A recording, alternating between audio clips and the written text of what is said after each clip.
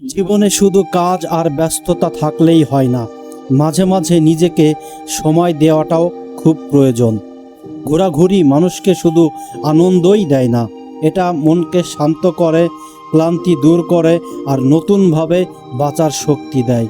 প্রকৃতির মাঝে কিছু সময় কাটালে মনের চাপ কমে যায়, ভেতরে এক ধরনের প্রশান্তি কাজ করে। নতুন জায়গা দেখা মানে শুধু ছবি তোলা না, নতুন মানুষ, নতুন পরিবেশ আর নতুন অনুভূতির সাথে পরিচিত হওয়া। জীবনের ছোট ছোট সুন্দর মুহূর্তগুলো উপভোগ করার জন্য ঘোরাঘুরি সত্যি অনেক দরকার।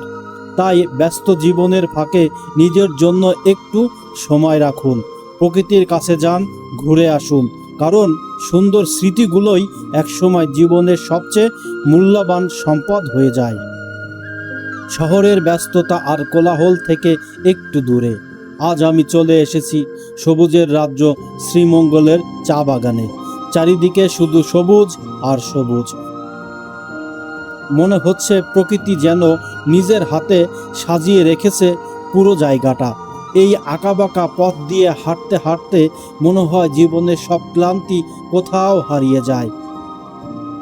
চা পাতার হালকা ঘ্রাণ, পাখির ডাক আর ঠান্ডা বাতাস, সব মিলিয়ে এক অন্যরকম শান্তি।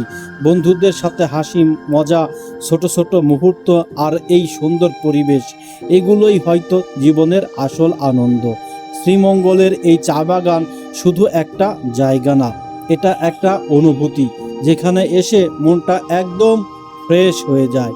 যদি কখনো প্রকৃতির কাছাকাছি কিছু সময় কাটাতে চান, তাহলে একবার হলেও ঘুরে আসুন শ্রীমঙ্গলের এই সবুজ চা বাগানে।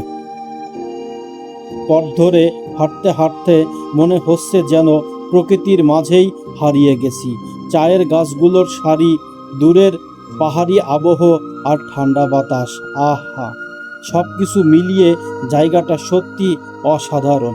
শহরের কৃত্রিমতা থেকে দূরে এখানে প্রতিটা মুহূর্ত খুব শান্ত আর সুন্দর। কোনো তাড়া নেই, কোনো ব্যস্ততা নেই, শুধু প্রকৃতি আর কিছু সুন্দর অনুভূতি। এই চা বাগানের ছোট ছোট রাস্তা দিয়ে হাঁটতে হাঁটতে মনে হয় জীবনটা আসলেই খুব সহজ। ভালো থাকতে খুব বেশি কিছু লাগে না, প্রয়োজন শুধু একটু শান্তি আর প্রাকৃতিক সৌন্দর্য।